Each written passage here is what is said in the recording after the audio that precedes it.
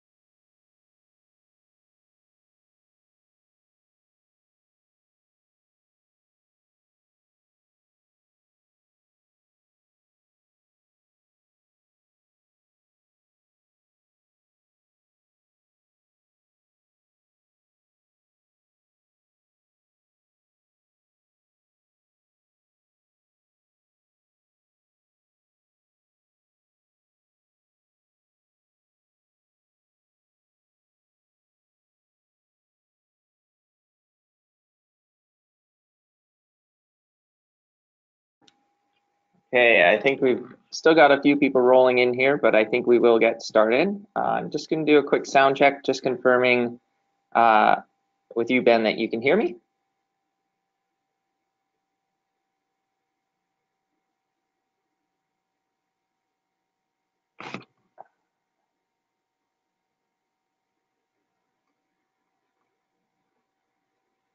Okay, all right. Looks like sound and everything is working. So thank you to those that have joined so far. This is a webinar Wednesday. It's a part of the Healthy Landscapes webinar series where essentially what the objective here is to try and give some profile to various projects on a monthly basis. And so the idea is just to keep partners up to speed on projects that have been delivered and to have an opportunity to talk about some of the core results and core conclusions from that work. So I'm Matthew Pyper, and I have been helping with the communication and education component of the Healthy Landscapes program. And I was one of the lead planners on this creating a roadmap for EBM in Alberta and beyond workshop that was held last June in Edmonton, Alberta. So I'm going to be giving the talk today, just a few logistical pieces here. If you're not familiar with how to use the program, everyone is muted right now. And once I finish the talk, you can, there should be a raise your hand function on your screen. And so if you look in the control panel, likely on the right-hand side of your screen, there will be a function there where you can raise your hand. And if you do that, we'll be able to unmute your line at the end, and you'll be able to ask your question. Alternatively, you'll see a chat box in the bottom right-hand side of your screen as well. If you would prefer to type your question in there, by all means, you can use that method as well. So, okay. Okay, so with that, those logistical pieces, I think we'll get started here today. So I'm presenting this summary of our workshop results on behalf of our workshop team. So the main planning team that we had involved in this was myself, Sonia Odson, who is also here at Fuse Consulting, Jules Leboeuf, who is a professional facilitator and based with the government of Alberta, and David Anderson as well, who is the program lead for the Healthy Landscapes program at FRI Research. And so we've had a chance now to synthesize all the results from this workshop, and we've now produced the final report. And as a team, we're really keen to have a chance to discuss some of the approaches and some of the key outcomes from this workshop with you today. Okay, so in terms of goals for today, we really have 4 core goals as a project team. We'd like to provide an overview of the workshop rationale, We'd like to discuss key workshop approaches that were used. We want to highlight some of the key outcomes from the workshop and really give some flavor to what we see as the key takeaways from this work.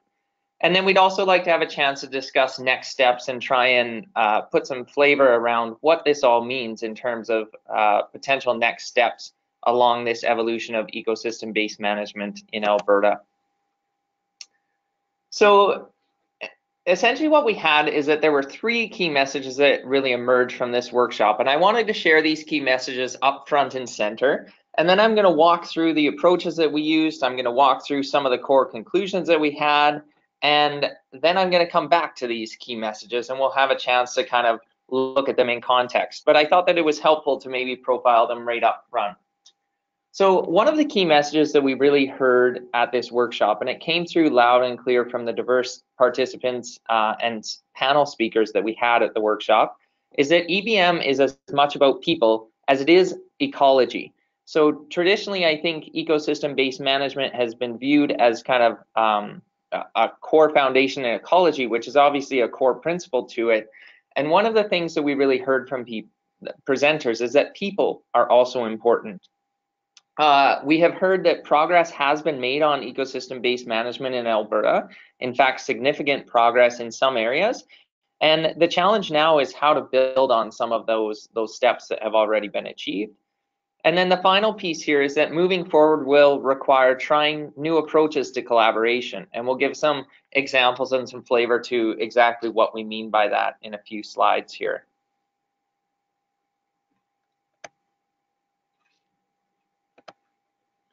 Okay, a few of the other key messages that really emerged from this were, first off, we heard that there's a desire to communicate and collaborate. So there's interest in collaborating with stakeholders, including those that might challenge our thinking. And there's also some desire to create a space for a little bit more experimentation around ecosystem-based management approaches and to improve outreach and communication around some of those experimental approaches. There's also an opportunity to facilitate and demonstrate. So developing guides or guidelines for ecosystem-based management to support change, potentially initiating pilot projects and studies to test new ideas on the ground. And also there was an opportunity to demonstrate the utility of EBM by doing a systematic review and mapping of EBM across jurisdictions in Alberta, as well as drawing key lessons from jurisdictions outside of Alberta. And the third key message here was around investigate and integrate. So there was a desire to develop better understanding of current and historic disturbance of active and passive land bases that we're dealing with. There's an opportunity to potentially pursue policy changes, also opportunities to address some research gaps through a meta-analysis and potentially creating an EBM advisory and networking team. So those are a few specific pieces that emerged. And like I mentioned, we're going to walk through where those core conclusions came from and how we might actually use those in the future to inform this roadmap for ecosystem-based management. So we also wanted to kind of start with this question, why this workshop? So why did we in fact undertake this, and why were the partners of the Healthy Landscapes program really interested in making this investment? And this workshop is really a part of a discussion and integrated approach that's emerging from the Healthy Landscapes program. So there was a strong desire here to spark a discussion about ecosystem-based management practices in Alberta, and more importantly, beyond Alberta in other jurisdictions throughout Canada and North America, and also to really foster and create a forum for dialogue around ecosystem-based management. There was also a call from the Healthy Landscapes program partners to raise awareness about what other jurisdictions are doing and to really identify how we can draw lessons learned from their experiences.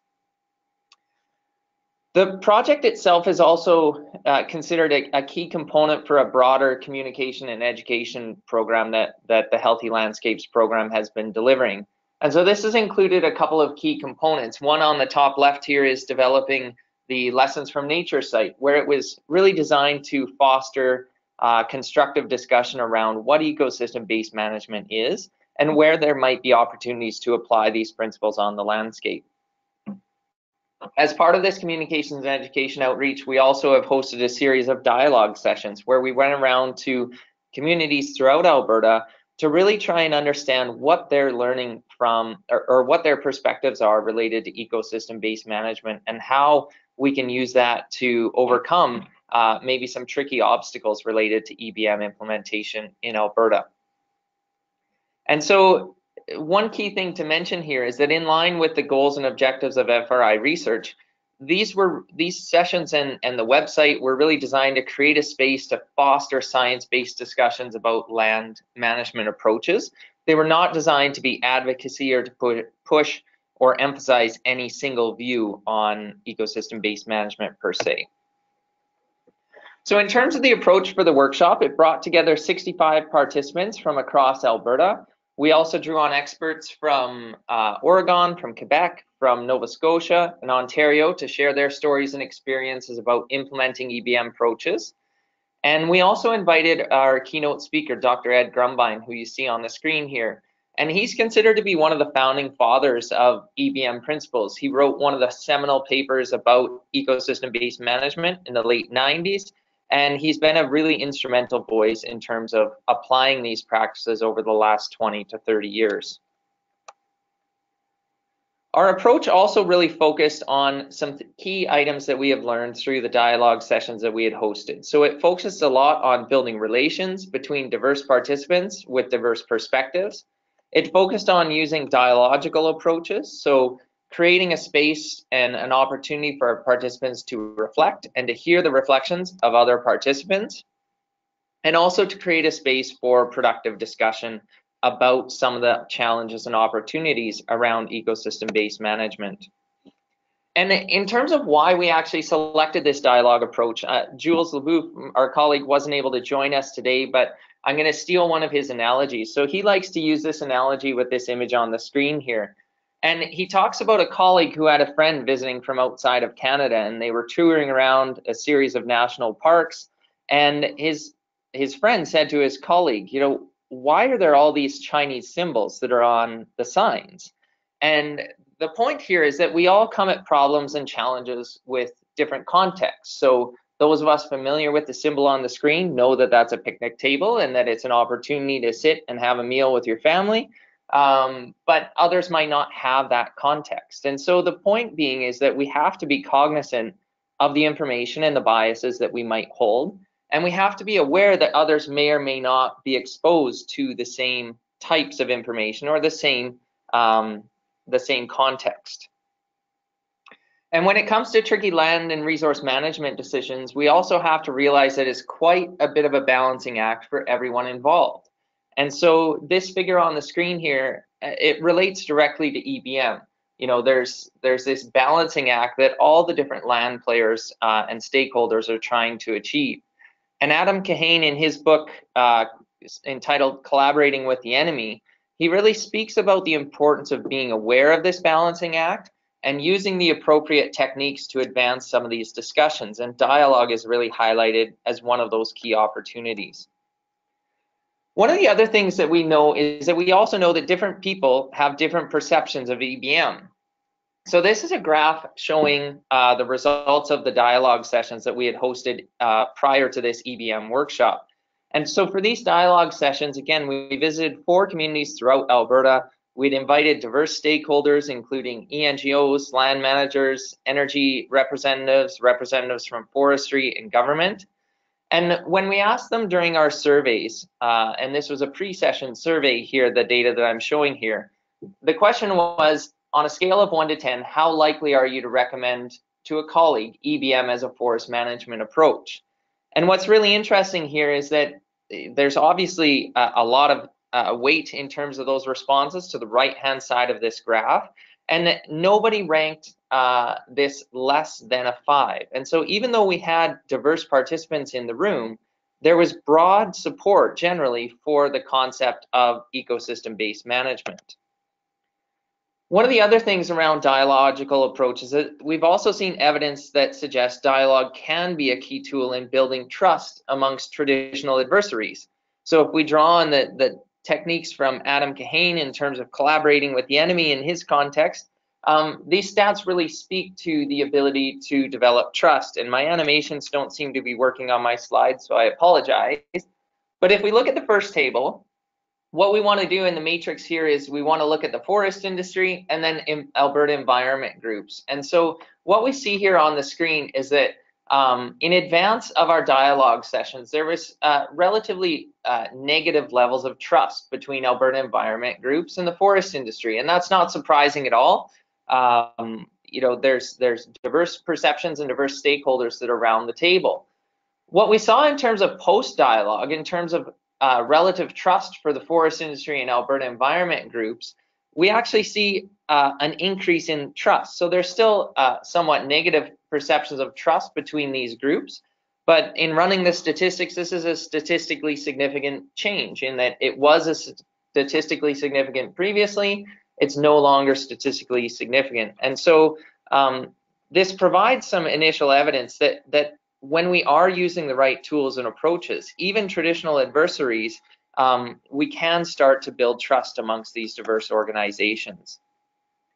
And so one of the things that we really drew out of the summary report for the dialogue sessions prior to these workshops is that conventional approaches to decision making, such as described by Kahane in his book here, Collaborating with the Enemy, will not bear the results we desire from a natural resource management perspective if we keep approaching EBM decisions as merely a complicated and obvious problem.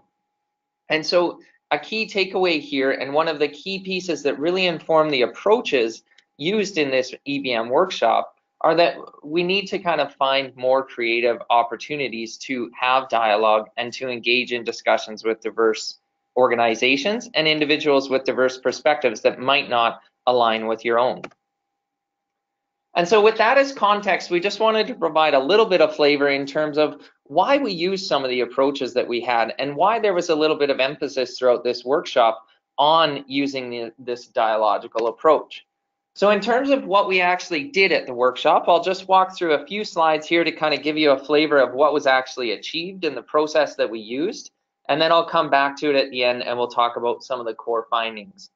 And so to start off the two-day workshop, what we had is we had Dr. Ed Grumbine come in, and he spoke about his evolution in thinking from being an early EBM scholar in the late 1990s, and again, writing one of those seminal papers that really kicked off the discussion about ecosystem-based management as an approach to forest management. And he talked about his experiences and the opportunities and challenges that he's seen with actually implementing some of those EBM principles over time. So he spoke about his experiences, and one of the key pieces that he really talked about is that he talked about the M in ecosystem-based management. So when we're talking about ecosystem-based management, we're also often very focused on the ecology and the technical scientific aspects of it. And he spoke about one of his key takeaways in terms of really coming to appreciate and understand the importance of the M, or the management side, or more specifically, the people side of ecosystem-based management. Following his keynote and a series of other presentations from panelists from Nova Scotia, Ontario, Quebec, as well as Oregon, what we did throughout the 2 days of the workshop is that we created a lot of space to let people hear each other's perspectives.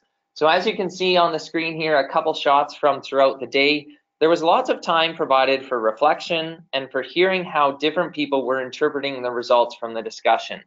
And so what we didn't want this to be was a conventional workshop where people come in, they hear lots of technical presentations, and they go away, and we're not actually sure what was learned or what was interpreted by the various participants. In recognition that there are some tricky and sticky subjects that we're trying to work through here, we really wanted to create that space to hear each other and to talk through some of those difficult topics. We then brought the knowledge and the insights gained from day one and used various structured approaches to dive deeper into some of these topics. So we brought in a professional facilitator who has experience using Lego to help us work through tricky and sticky subjects. So we tested a range of different methods, including using Lego to foster some of these deeper discussions about challenges and opportunities related to EBM. And it may seem like a really silly use of time in terms of bringing Lego into an adult audience, but it's very interesting when we start to get into that more creative, more hands-on type of an approach, the types of discussions and the types of insights that can be drawn from that. And so in using the Lego, what we were really trying to do is work through this model that we have on the screen. So what we were trying to do is work through a series of questions to understand how we all interpret information and how that can impact collaborations between various participants. And so we have this idea of systems thinking, and much like an iceberg, there's a little bit at the top that we often focus on. So we focus on the events typically, and we try and talk about what happened. But what we were trying to encourage and what the facilitator was walking us through is to move as far down that iceberg as possible. So move into question of what is happening, then asking questions, why are some of these challenges happening, or why might these opportunities be happening? And then finally getting down to that topic of mental models. So what logics are enabling this to happen? And so as the arrow on the right-hand side of the screen shows here, what we're trying to do is move down to increase the ability to understand and influence. So the further that we can move down this string of questions, the closer that we can get to common ground, or to understand actually what are some of those key drivers of different people's perspectives, and how might we use that to inform some of our discussions about ecosystem-based management. Next, what we did is we took those opportunities and challenges that had been identified by the group, and we had groups prioritize them based on 2 core variables. And so as is indicated in the example in the quadrant on the screen here, we asked questions about which of these topics are less fatal and which are more fatal from the perspective of ecosystem-based management implementation. And then we asked the question, which of these topics need more information, and which of these topics actually require less information, or we already have that information at our hands. And so one of the key pieces, or the reasons why we focused on a quadrant like this, is that we were really interested to see what emerged from that top left quadrant. So if there are in fact items that are quite fatal to the future implementation of ecosystem-based management, and they require more information in order to either mitigate that fatality or to inform our approaches, naturally those are the ones that we would likely want to be thinking about. And so we documented those key observations in the final report that's available through the FRI research website. And those were really key drivers in terms of some of the discussions at the EBM workshop. And remember, again, one of the key objectives here is to create an EBM roadmap. So at the end of this, we wanted to determine what were 10 to 15 key areas that might be key to the success of ecosystem-based management in the future. And this was one of the exercises that really informed that.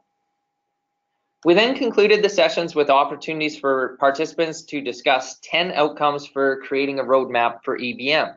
So what we did is that we had the participants determine what those 10 topics would be, and then the participants were able to break into small groups and actually tackle some of those topics. So some of them were around what are communication opportunities around ecosystem-based management. Other ones were how might climate change uncertainty inform ecosystem-based management. Other ones were around the topic of support from the top and how do we actually work through policy barriers in terms of implementing ecosystem-based management. So again, these were topics that were generated by the participants, and they were topics that were intended to form this ecosystem-based roadmap with the idea that if we want to move ahead with ecosystem-based management, here's 10 core areas that we could really focus our efforts on to break down barriers and to pursue new opportunities. So throughout this process, we also used what's called the Fishbowl Technique to draw out key learnings and observations from participants. And so those that were at the workshop will know that this technique is really designed to help us listen to others in the room. So there's an opportunity for individuals to talk and to speak to their overall conclusions. Sorry about that. Okay, so that was the process, and that was the approach that we used, and kind of a quick summary in terms of some of the methods and some of the different steps that we used to really develop this EBM roadmap that emerged from the presentation. Just getting a little bit of static. I'm not sure if that's coming from your end, Ben, or there might be an individual who is not muted right now, but I'll let Ben take care of that there. Okay, so, all right, what did we achieve through this workshop? All right, first off, we wanted to talk about some of the common themes that emerged from the talks. So again, this is the keynote speaker that we invited, Dr. Ed Grumbine. This is also a series of speakers that spoke about experiences in Quebec, in Ontario, in Nova Scotia, in areas where these ecosystem-based management techniques and principles are largely embedded within current management practices. And so one of the common themes that we heard throughout every single one of the panelists' talks is that it is about the people. And Ed Grumbine talked about the M in EBM. And so again, we often place a lot of our focus and a lot of our emphasis on the ecosystem and the ecology and the technical pieces of this, but all of the speakers emphasized we can't overlook the M, or the management, the people, the relationship side of this. A lot of the participants also mentioned, or the panelists, sorry, mentioned that the discussions that were happening at this workshop that we hosted in Alberta, it showed that Alberta was what they called ahead of the curve. And in one case specifically, some of the individuals who have implemented ecosystem-based management approaches in their own provinces stated, I wish we had thought of this when we were implementing our approaches. And so a key takeaway here is that there is value in having a focus on more of this dialogue piece in terms of understanding some of these key collaborations, or understanding, providing people with an opportunity to talk through some of these sticky subjects. And many of the panelists really highlighted that as a key takeaway or observation for them, and a key learning that they would implement in future iterations of implementing ecosystem-based management in their own jurisdictions.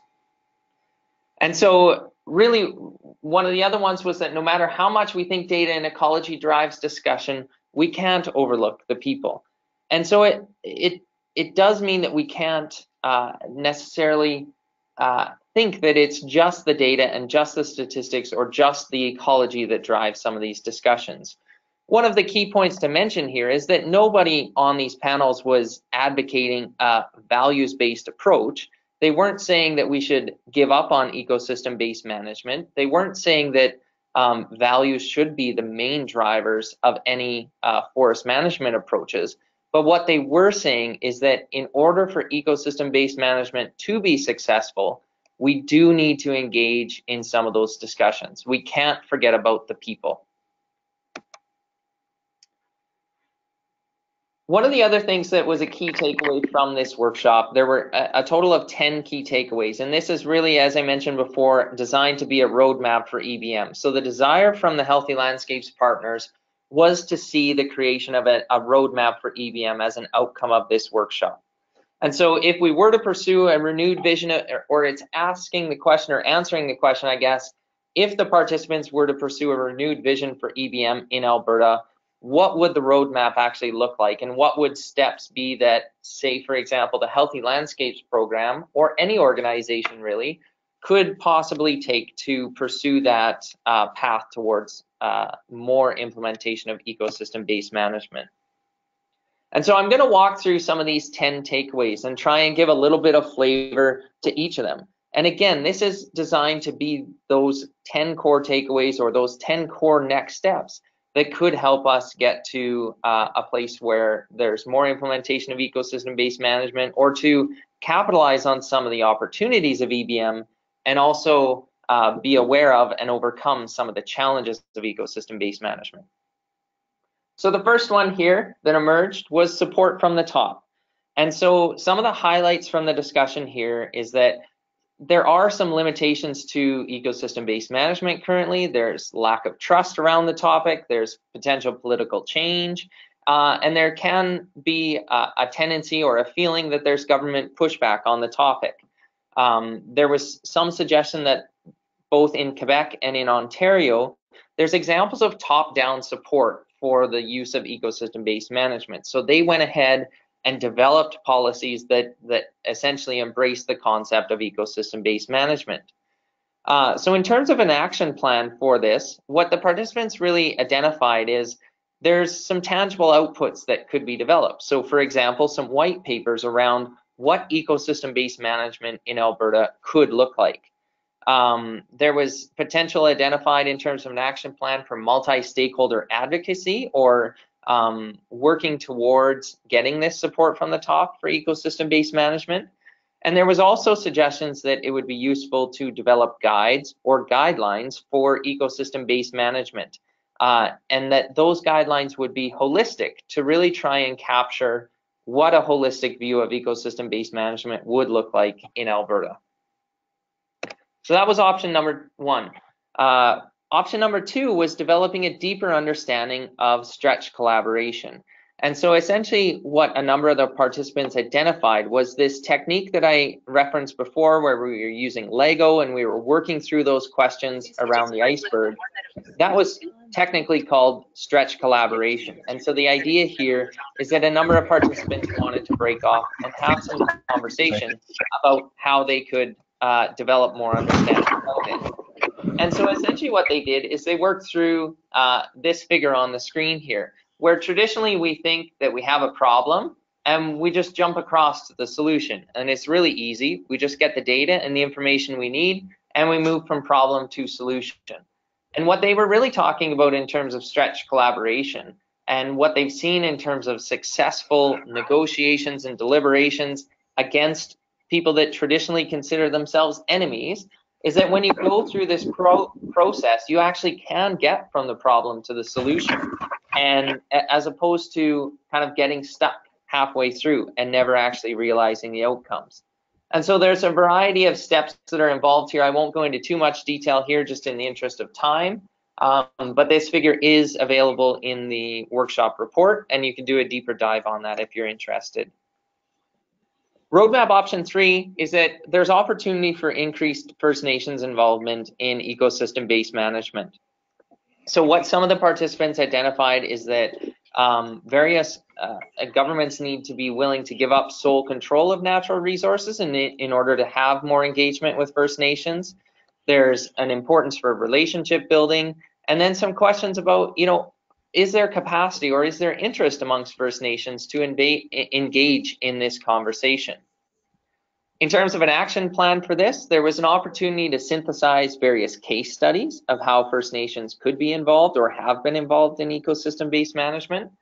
There was identification that relationship building was really important to bridge the gaps. And there was an opportunity to implement pilot projects to explore ways where this increasing First Nations involvement in ecosystem-based management could actually be delivered. And there were examples shared from Alberta where this is already happening.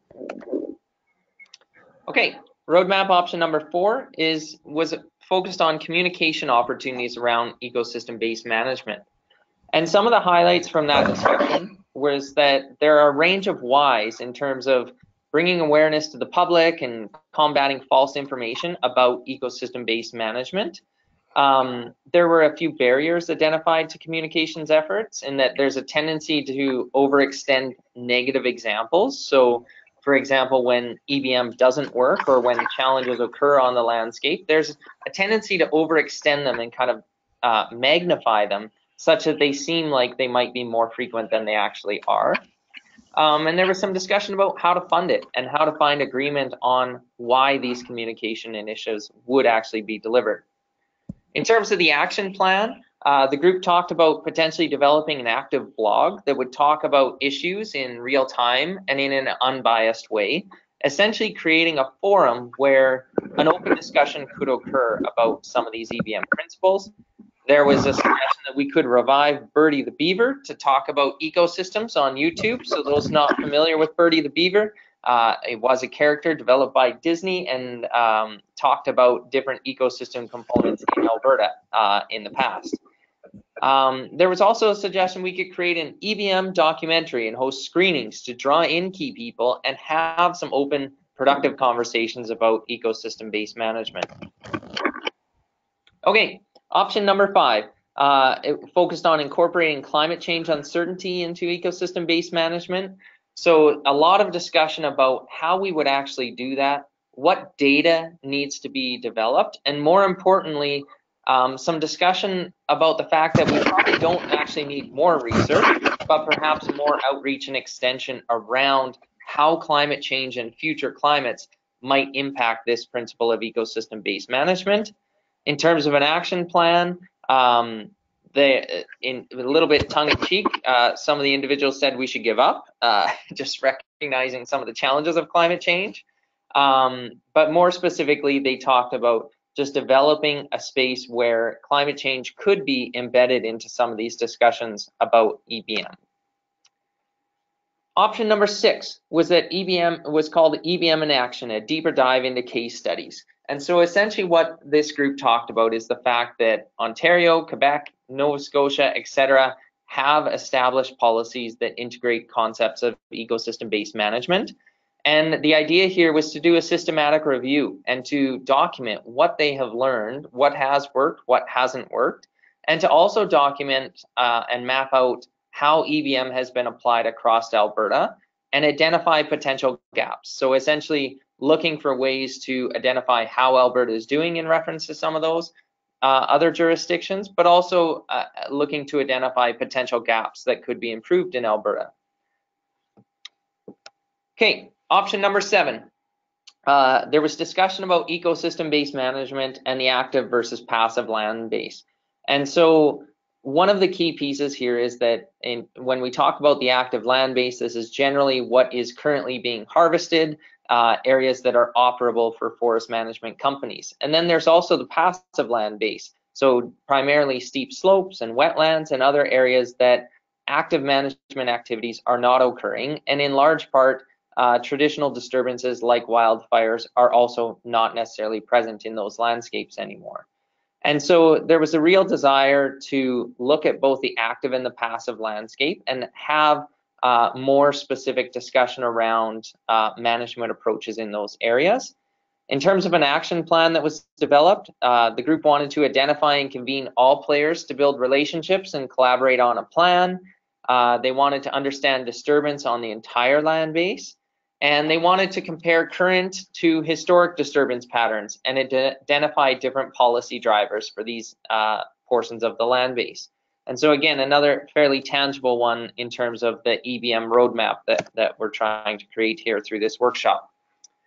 Okay, EBM option 8, research gaps in EBM. So this was really identified that there's an opportunity to identify what some of the gaps in ecosystem-based management are, and to focus more research and more effort in tackling some of those gaps. For example, integrating knowledge between the EMEND project, which is located northwest of Peace River, as well as a Healthy Landscapes program, and also just looking for different opportunities to test some of the current practices that are already being applied on the landscape. In terms of an action plan, there was talk about developing an EBM advisory board. So essentially a team of experts that comes together and identifies what some research priorities are and advises others on how to undertake some of that research. Number 9 of 10 here was linking EBM development with current Government of Alberta initiatives. So there was a lot of discussion that regional management plans could be used as a leveraging point to incorporate ecosystem-based management, and then it could be an opportunity to cover more jurisdictions, I guess, than are currently being planned. So, for example, local management plans within southern Alberta that are being developed, or plans developed as part of the land use management framework, there's opportunities there to integrate and incorporate these principles of ecosystem-based management. There was some discussion about having a definition of ecosystem-based management, and then also some discussion about how we engage other parties, like the energy sector, for example. In terms of an action plan, this was one that had a lot of active discussion, And one of the key outcomes that came was that there's potential for an operations level experiment of ecosystem-based management on a forest management unit like C5, which is located in southern Alberta, traditionally home to a significant amount of conflict in terms of different stakeholders and different values on that landscape. And so there was actually identification with a number of diverse stakeholders around the table about potentially piloting an operations level experiment to see how the system responds and to identify different barriers. And there was a lot of tangible next steps that were identified by this group. The last piece on the EBM roadmap was that what does people as a part of nature mean? So this was a fairly philosophical discussion, and despite what you might think when you read, what does people as a part of nature mean, it actually got into a fairly in-depth discussion, which was directly relevant to ecosystem-based management. And a core piece of the discussion was the idea that traditionally we often view humans as separate from nature, and that really drives some of the core challenges around ecosystem-based management and perceptions of actively managing land bases. And so this group actually identified a number of opportunities to try and inform some of that discussion and try and draw on some of those philosophical principles to inform next steps for ecosystem-based management. All right, so that's a quick whirlwind of some of the outcomes of the workshop. So the challenge here is, what does it actually mean? And if we're kind of evaluating, what are the pros and cons for actually tackling some of these topics, or what does this actually mean for the roadmap for EBM? I'll come back to some of the key messages that we took away here. So key message one was that we need to communicate and collaborate. And specifically, there's an opportunity to seek connection with Indigenous communities. There's an opportunity to collaborate with stakeholders and include those who challenge your conventional thinking. There's also opportunities to create some space for experimentation. So trying new dialogue approaches with stakeholders, or to try new operational practices on the ground and try and learn from those experiences. And then there was also identified that there's an opportunity to improve outreach to the general public. In terms of this key message two, in terms of facilitating and demonstrating ecosystem-based management, there's opportunity to develop guides or guidelines for EBM to support change in the province. There's again opportunities to initiate pilot projects and studies to actually test some of these more sticky subjects. There's also an opportunity to test new ideas on the ground, and then also this opportunity to complete a systematic review and mapping of EBM across jurisdictions in Alberta, and use that to inform gap analysis for policy. The third key message here was investigate and integrate. And so there's an opportunity to develop better understanding of current and historic disturbance patterns on the active and passive land bases. There's an opportunity to pursue policy changes potentially. There's an opportunity to address research gaps through completing a meta-analysis and having kind of this EBM advisory board that could inform future research priorities.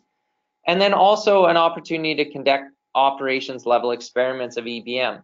And so throughout all three of these key messages, we see some pretty concrete opportunities to try some new things, to experiment with some new things, to try and build trust and deeper understanding around this concept of ecosystem-based management.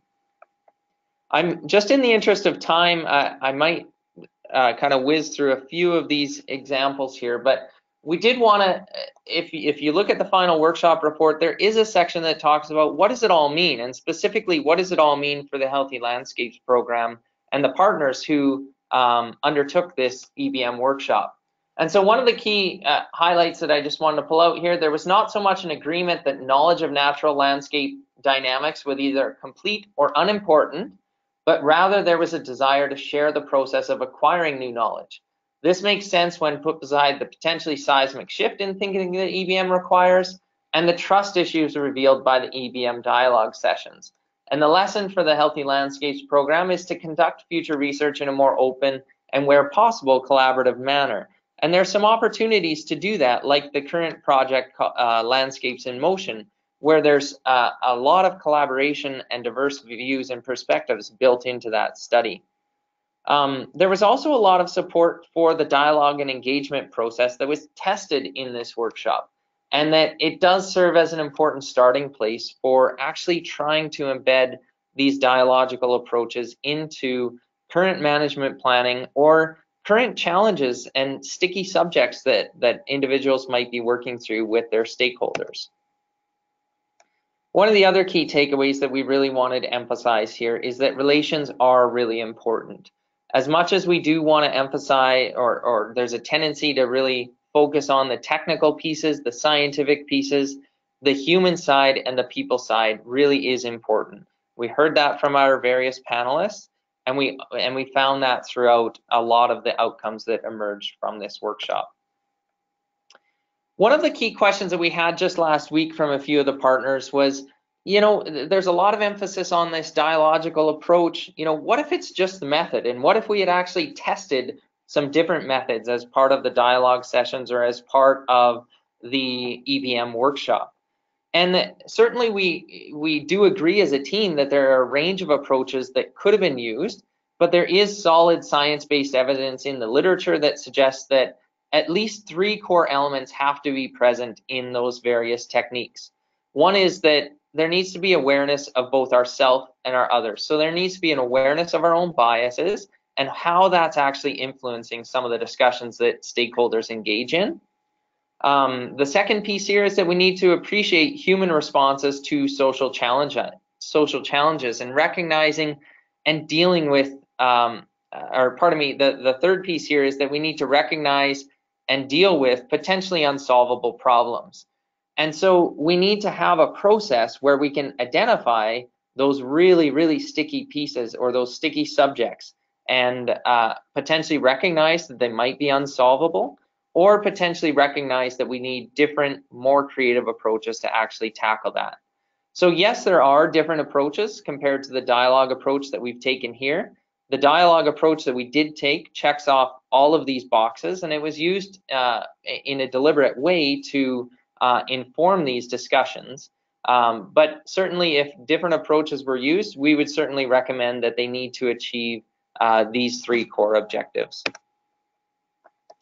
All right, so I think that brings me pretty much to the end of the talk here. I think one of the key pieces here and one of the key takeaways from our team's perspective is that through the experience of the ecosystem-based management dialogue sessions, through the experience of this workshop, what we're really doing is planting seeds, and we're trying to foster some germination here. So we're actually integrating groups that traditionally maybe wouldn't be participating in some of these sessions. We're finding opportunities to build trust with those individuals, and we're identifying some initial steps that might be able to be taken in terms of fleshing out that roadmap for ecosystem-based management and really pursuing some of those next steps around this topic. So with that, I'd be happy to take any questions, and I don't know if Dave is on the line now. He may be, and apologies from Jules. He was in a session today, and Sonia is at home with her new baby, so she wasn't able to join us either. So thanks very much for hosting me. Thanks to those of you that were able to attend and participate today.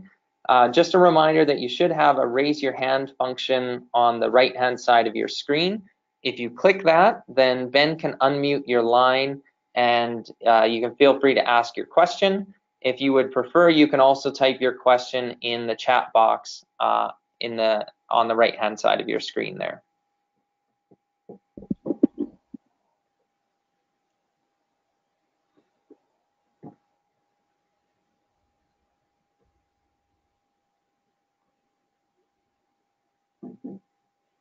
I'd prefer if you don't let me off easy. I need questions to challenge us here.